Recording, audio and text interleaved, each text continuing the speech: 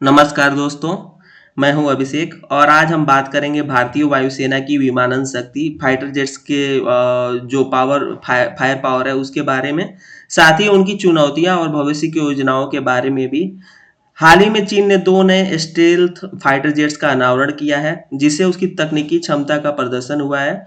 उसके मुकाबले भारत की वायुसेना जो है ना, अभी भी आधुनिकीकरण के विभिन्न चरणों में है और कई चुनौतियों का सामना कर रही है। तो इसके बारे में हम थोड़ा डिस्कशन करेंगे कि कैसे चाइना हमसे काफ़ी आगे निकल चुका है, जहाँ अभी हमारे पास लेटेस्ट जो सबसे अच्छे फाइटर जेट्स हैं 4.5 जनरेशन के राफेल, और वहीं चाइना 6th जनरेशन के फाइटर जेट्स लेकर के चल रहा है। तो इसके बारे में हम डिस्कशन करेंगे और इस वीडियो के अंत तक आपको बहुत सारी चीज़ें क्लियर हो जाएंगी कि क्या क्या कमियां हैं किसको जिसको दूर करनी है इंडियन एयरफोर्स को, और सरकार कैसे उसके ऊपर काम कर रही है, और कैसे हम भारतीय वायुसेना के एयर फोर्स को और मजबूत कर सकते हैं। तो देखिए, उससे पहले भारत और चीन की जो सैन्य विमानन ताकत है उसका एक हम तुलना करने की कोशिश करते हैं। जो दोनों देशों की फाइटर जेट्स है उसका एक अंडरस्टैंडिंग क्रिएट करने की कोशिश कर रहा हूँ। देखिए, चीन की जो सैन्य शक्ति है ना, और उसके जो नए लड़ाकू विमान है, उसके पास 2 नए 5वीं पीढ़ी के लड़ाकू विमान पेश किए हैं उसने। तो मैं आपको जरा विजुअल्स दिखा देता हूँ एक बारी, कि जो 2 नए ये आप देख रहे हो J-35 और J-20 फाइटर जेट्स, ये अभी रिसेंटली इन्होंने इसको प्रदर्शित किया है। ऊपर वाला जो J-35 देख रहे हो मीडियम फाइटर जेट है, और जो नीचे वाला आप देख रहे हो हेवी फाइटर जेट है J-20।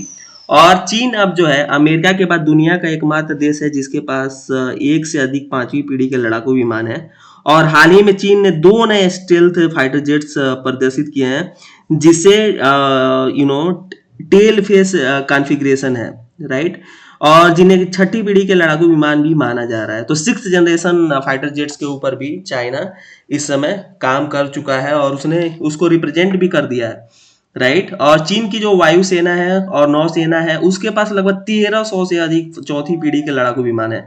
जबकि हम अगर खुद मैं इंडिया की बात करूँ ना, तो यहाँ हम लोग नहीं, कहीं न कहीं से हम क्या करते हैं कि रसिया के पास जाते हैं, फ्रांस के पास जाते हैं, यूएसए के पास या यूरोपियन कंट्रीज़ के पास जाते हैं कि भाई हमको फाइटर जेट्स दे दो, हम पैसे देते हैं और उनसे खरीदते हैं। अगर हमको बनाने की बात हो ना, तो हम बनाने में सक्षम नहीं है। ये सच्चाई है, कड़वी सच्चाई है।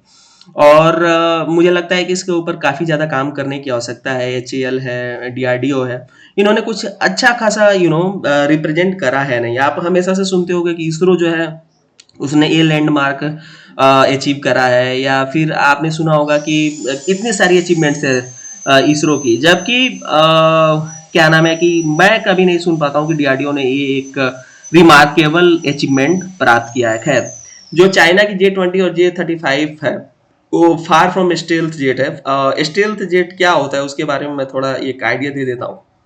देखिए, ऐसा एयरक्राफ्ट जो डिजाइन किया गया हो ऐसे तरीके से कि वो रडार के पकड़ में ना है। रडार के पकड़ में ना है इसका मतलब कि कोई भी रडार जो यूज हो रहा है उसके उसको कैप्चर ना कर पाए, और वो आसानी से चकमा दे करके। अभी आपको पता होगा कि जब बालाकोट हुआ था, जब एयर स्ट्राइक्स वगैरह हुई थी, तो पाकिस्तान के पास मजे की बात है कि उसके पास F-16 जो यूएसए का फाइटर जेट है वो है उनके पास, और वो काफी अच्छा विमान है। और उस समय ही हमारी जो फायर पावर है एक तरह से उसके ऊपर काफी सारा डिस्कशन हुआ था। जो हमारा जो एयरक्राफ्ट हमारे पास है, जो भी एयरफोर्स का फाइटर जेट है उसके ऊपर काफी डिस्कशन हुआ था। खैर, अब हम थोड़ा सा चाइना के J-20 और J-35 फाइटर जेट्स के बारे में डिस्कशन कर लेते हैं। देखिए, ये कह रहा है कि जो J-20 के सिमिलर ही J-35 ही है, लेकिन वो उससे थोड़ा सा लाइट है, लाइट वेट में है। और यूएसए का जो F-35 वाला विमान है ना, उसी का कॉपी माना जाता है, सेम डिजाइन है। तो कई लोग ये भी कहते हैं कि चाइना ने वहां से कॉपी करा है, और काइंड ऑफ उसको कॉपी करके एक नया विमान बनाया, सेम चीजें हैं। लेकिन एक चीज मैं आपको बता दूं कि ये जो फाइटर जेट्स है ना, J-35 या J-20, किसी भी लड़ाई में इन्होंने पार्टिसिपेट करा नहीं है। तो इसके ऊपर काफी सारा सवालिया निशान है, क्योंकि जो रसिया के भी फाइटर जेट्स हैं या यूएसए के हैं वो लड़ाई में टेस्टेड है, उसको यूज किया गया है।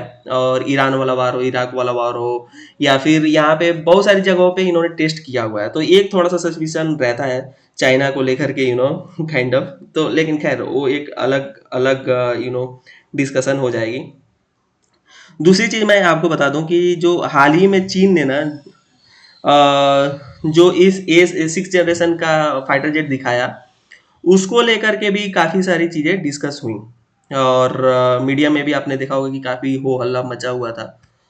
खैर हम चाइना को छोड़ करके अब थोड़ा भारत के ऊपर फोकस करने की कोशिश करते हैं और भारतीय वायुसेना की जो वर्तमान स्थिति है उसको थोड़ा समझने की कोशिश करते हैं। देखिए, हमारी एयरफोर्स की पावर काफ़ी ज़्यादा होने की रिक्वायरमेंट इसलिए है क्योंकि हमारा दो देशों के साथ अभी काफ़ी एक काइंड ऑफ चिंता है और हम बॉर्डर शेयर करते हैं जो दुश्मन देश है, एक चाइना और एक पाकिस्तान।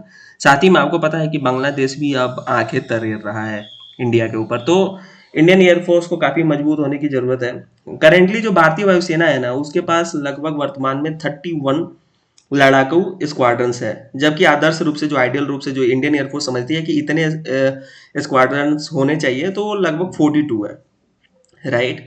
तो इंडियन एयरफोर्स के एक प्रतिनिधि ने रक्षा संबंधी संसदीय स्थायी समिति को सूचित किया है कि इंडियन एयरफोर्स के पास 42 स्वीकृत शक्ति के मुकाबले केवल 31 लड़ाकू स्क्वाड्रंस है। और मैं एक थोड़ा-सा आपको बता दूँ कि ये क्या होता है, जो स्क्वाड्रंस क्या होते हैं। तो एक लड़ाकू स्क्वाड्रंस एक सैन्य इकाई है जिसमें लड़ाकू विमान और उन्हें उड़ाने वाले पायलट शामिल होते हैं तथा यह वायुसेना का एक मूलभूत घटक है और युद्ध क्षेत्र में हवाई संचालन करने के लिए जिम्मेदार है। एक विशिष्ट लड़ाकू स्क्वाड्रन में लगभग 18 लड़ाकू विमान होते हैं। तो एक मैं थोड़ा-सा आइडिया आपको देने की कोशिश कर रहा था कि क्या होता है स्क्वाड्रंस, आपको समझने की थोड़ी ज़रूरत है तो। और स्टेल्थ के बारे में मैंने आपको बताया कि स्टेल्थ फाइटर जेट्स क्या होते हैं। और देखिए अभी जो 31 के 42 के मुकाबले हमारे पास 31 है, उसका रीज़न क्या है? तो कमी क्या है? खरीद में देरी के कारण हमारे पास जो रिक्वायरमेंट है वो पूरे नहीं हो पा रहे हैं। तो और दूसरी बात है कि भारतीय वायुसेना के जो लड़ाकू विमान है ना वो काफ़ी पुराने वर्जन के हैं, अपडेटेड नहीं है, पुराने हैं और उनको डेवलप करने की काफ़ी ज़रूरत है। देखिए भारत के पास अभी 500 से अधिक लड़ाकू विमान हासिल करने की महत्वाकांक्षी योजना है, जिनमें से अधिकांश भारतीय वायुसेना के लिए हैं। इनमें से कई जेट भी विकास के विभिन्न चरणों में हैं और उनका निर्माण और समय पर डिलीवरी करना महत्वपूर्ण है। साथ ही इंडियन एयरफोर्स ने कुल मिलाकर 272 SU-30 के लिए अनुबंध किया है तथा दुर्घटनाओं में खोए हुए विमानों की प्रतिपूर्ति हेतु 12 अतिरिक्त सुखोई 30 MKI विमान और रूस से 21 अतिरिक्त मिग 29 खरीदने का सौदा अभी अटका हुआ है। हालांकि देखिए एक चीज मैं आपको बता दूं कि हमेशा से आप सुनते होंगे कि क्या नाम है कि हमारे यहाँ बहुत सारे जो फाइटर जेट्स हैं ना दुर्घटनाग्रस्त हो जाते हैं और इसका एक बड़ा नुकसान ये होता है कि कई बार फाइटर्स की जो पायलट्स होते हैं उनकी भी जान चली जाती है। तो उसको लेकर के भी सरकार काफ़ी ज़्यादा चिंताग्रस्त है। और आपको पता है कि भारतीय वायुसेना ने जो 2016 में 36 राफेल जो 4.5 जनरेशन फाइटर जेट्स है उसको खरीदे थे तथा मिग 21 को हटाने की योजना जो थी इनकी, और वो अभी पूरी नहीं हो पा रही है क्योंकि जो LCA 1 MK1A की खरीदारी है और उसको डिलीवरी जो इंडियन एयरफोर्स को मिलना चाहिए था उसको अभी तक नहीं मिला है। इसके वजह से वो मिग 21 को पूरी तरह से हटा नहीं पाया। ठीक है, तो ये एक काफ़ी डिस्टर्बिंग सा फैक्ट है। और दूसरी चीज़ मैं आपको बता दूं ना कि अभी भी भारत के पास पांचवी पीढ़ी का कोई भी लड़ाकू विमान नहीं है और अगले 10 वर्षों तक, देखिए एक महत्वपूर्ण बात मैं कह रहा हूँ, अगले 10 वर्षों तक इनके आने की संभावना भी नहीं है। अगले 10 साल तक हम fifth generation fighter jets add नहीं कर पाएंगे। तो ये एक काफ़ी टेंशन वाला माहौल है। खैर अब हम बात करते हैं कि भारत भारत की वायुसेना जो है वो कौन से आधुनिकीकरण की योजनाओं पे काम कर रही है और कौन से इनके महत्वाकांक्षी जो इम्पोर्टेंट प्रोजेक्ट्स हैं। तो पहला है LCA MK1A तेजस।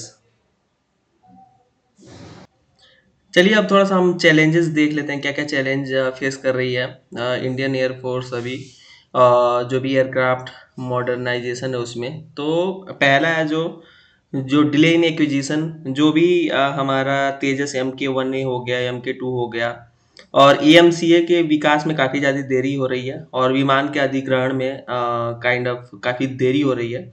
दूसरी है स्क्वाड्रन शॉर्ट फॉल्स। तो जो स्क्वाड्रन की कमी है वर्तमान में, जो मैंने अभी आपको बता दिया इस चीज़ के ऊपर। और दूसरा है डिपेंडेंस ऑन फॉरेन इंजन्स। तो ये काफ़ी इंपॉर्टेंट पॉइंट है, क्योंकि देखिए मैं ये बार बार बोल रहा हूँ कि अगर हम इंजन्स यहाँ पे नहीं बना पाएंगे ना, तो ये काफ़ी दिक्कत की बात है हमारे लिए। हम विदेशी इंजनों पे हमारी निर्भरता है। भारत अभी भी लड़ाकू विमानों के इंजन के लिए अमेरिका, फ्रांस पर निर्भर कर रहा है। तो अब क्या नाम है, आपको अभी पता होगा कि यूएसए ने डिले कर दिया था जो हमारा फाइटर जेट है तेजस, उसके इंजन को डिलीवरी में उन्होंने काफ़ी ज़्यादा डिले कर दिया था। और अभी तक हम इंजन नहीं बना पा रहे हैं यार। ये काफ़ी ज़्यादा कंसर्निंग है मेरे लिए। और अंत में मैं एक कोट करना चाहूँगा जो भारतीय वायुसेना के प्रमुख हैं, अमरप्रीत सिंह। उन्होंने क्या कहा है, देखिए जो मुख्य वायुसेना प्रमुख अमरप्रीत सिंह ने हाल ही में यह बयान दिया है कि भारत अब भी फाइटर जेट रेस में काफ़ी पिछड़ा हुआ है, लेकिन इसमें काइंड ऑफ सुधार की संभावना है। उन्होंने कहा कि भारतीय वायुसेना को आत्मनिर्भरता को और अधिक बढ़ाने की ज़रूरत है। ये बड़ा इंपॉर्टेंट है, क्योंकि हम जब तक खुद मैन्युफैक्चर नहीं करेंगे, खुद उसको अपग्रेड नहीं करेंगे, नए जनरेशन के फाइटर जेट्स बनाने की कोशिश नहीं करेंगे, तो कहीं न कहीं हमारी डिपेंडेंस जो है विदेशी फॉरेन प्लेयर्स पे रहेगा। और इससे होगा क्या ना, एट द एंड आपको पता है कि कल को अगर लड़ाई लग जाए और ये वैसे जो है आपको इंजन डिलीवरी में या जो छोटे-छोटे पार्ट्स होते हैं उनको डिलीवरी करने में रोक लगा दे, तो क्या हाल हो जाएगा हमारा। और फिर हम उनके ऊपर डिपेंडेंट रहेंगे।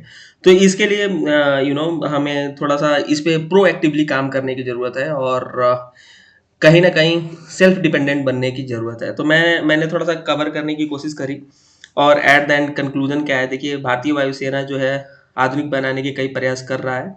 जैसे तेजस MK1 हो गया, MK2 EMC और TDPF भारतीय वायुसेना के भविष्य के आधार बन सकते हैं। हालांकि चीन जैसी तकनीकी क्षमता हासिल करने के लिए भारत को विमान उत्पादन और स्वदेशी तकनीकी को विकास करने की जरूरत है। और अगर यह आपको जानकारी पसंद आई है ना, मैंने काफ़ी कोशिश करी कि हर चीज़ एक्सप्लेन करूँ, फिर भी वीडियो का जो लेंथ है काफ़ी बड़ा हो जाता है। और अभी आपको पता है कि सबको शॉर्ट्स देखने बहुत पसंद है और कंट्रोवर्शियल चीज़ें देखने काफ़ी पसंद है। तो इस चीज़ को ध्यान में रखते हुए कि मैं इस चीज़ को थोड़ा और बड़ा नहीं कर रहा हूँ। खैर, मैंने लगभग हर पॉइंट को कवर करने की कोशिश करी। तो अगर आपको पसंद आया हो तो प्लीज़ मेरे इस चैनल को, द इंजीनियर पंद्रह चैनल को सब्सक्राइब करिए। इसको भूलिए मत, सब्सक्राइब करना मत भूलिए। और साथ ही साथ मैं जो भी रिसेंट अपडेट्स होंगे उसको, रिसेंट अपडेट के बारे में आपको हमेशा अपडेट करने की कोशिश करता रहूँगा। और मैं आपसे ये भी प्रॉमिस कर रहा हूँ, अभी जो मेरी क्वालिटी है वीडियो की वो इतनी अच्छी नहीं बन पा रही है, क्योंकि ना मेरे पास एडिटर है और मैं खुद से ही सारे कंटेंट्स और रिसर्च करके ये सब करने की कोशिश करता हूँ। तो मैं इसको इम्प्रूव करने की कोशिश कर रहा हूँ, और मैं आपको विश्वास दिलाता हूँ कि जल्दी ये इम्प्रूव भी होगा। तो आपका एक अगर सपोर्ट आ जाएगा ना ये सब चीज़ें मैं वीडियो के अंत में इसलिए बोल रहा हूँ क्योंकि बहुत सारे लोग पहले ही ये सब चीज़ें बोलते हैं कि सब्सक्राइब कर दिए ये वो।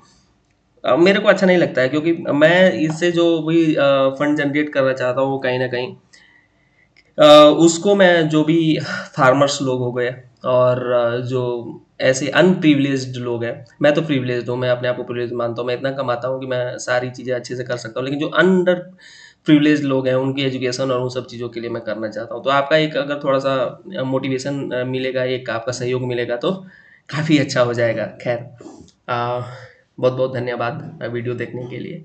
Thank you.